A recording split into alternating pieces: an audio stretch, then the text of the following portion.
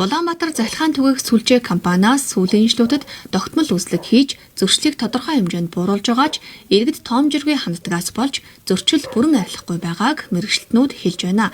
За тиймээс энэ удаагийн үйлчлэгээр нийслэлийн 8 дүрэг Төв аймгийн 16 сумын бүх шугам тоноглол Цуслангийн шар усны үерт өртөж болзошгүй хөрсний чиг ихтэй намаг шалбаагтай газрууд дахь 1.4 кВт-ийн ерөнхий шийд, буултын кабель, утас тоолгорын нэгдсэн самбаруудыг шалгах юм байна.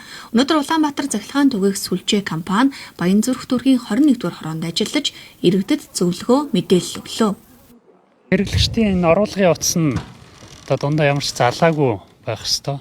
Тэгээд айлууд одоо ингээд ийм залгаатай утас кабелаар ингээд цэцлэгч хүчний аюулгүй байдлыг хангахгүй маш их ийм зөрчилтэй тохиолдлууд байдаг.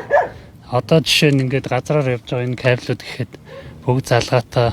Энэ яг дөрмийнхаа дагуу бол газраар 40-50 см гүнд болж одоо аюулгүй байдлыг хангаж авах ёстой.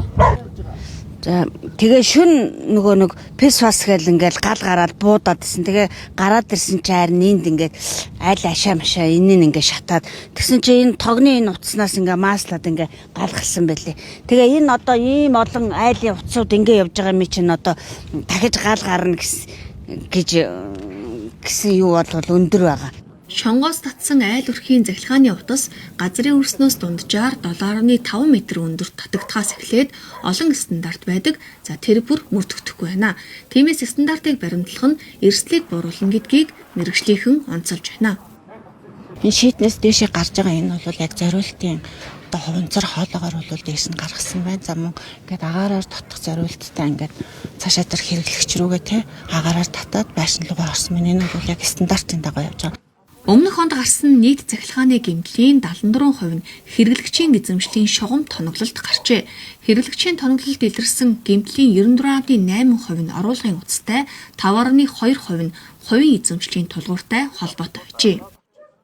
Хэрэглэгчийн өдөрлөгөөр болохоор 220 вольтын хэрэглэгчийн оруулгын кабель солих, автомат солих үйлчилгээг үзүүлж байгаа. Мөн захиргааны арчим хүчний хэрэглэгчийн гэрээ шилжүүлэх, сунгах, хэрэглэгчийн мэдээлэл өөрчлөх үйлчилгээг үзүүлж байна. Мөн ухаалаг тоолуурын ажиллагаа болон захиргааны арчим хүчний үн тариф, сэргээгдэх арчим хүчний талаар зөвлөгөө мэдээлэл өгч ажиллаж байна. Мөн захиргааны утасны ачаалал хэтэрч халах, шатах эрсдэл үүсгэхээс сэргийлэн өндөр чадалтай төхөөрөмж залгах бол оруулгын утсаа урьдчилан шалгаж, захиргаанаас үүдэлтэй аюул эрсдлээс сэрэмжилж байхыг мэргэжлийн компаниас анхааруулж байна.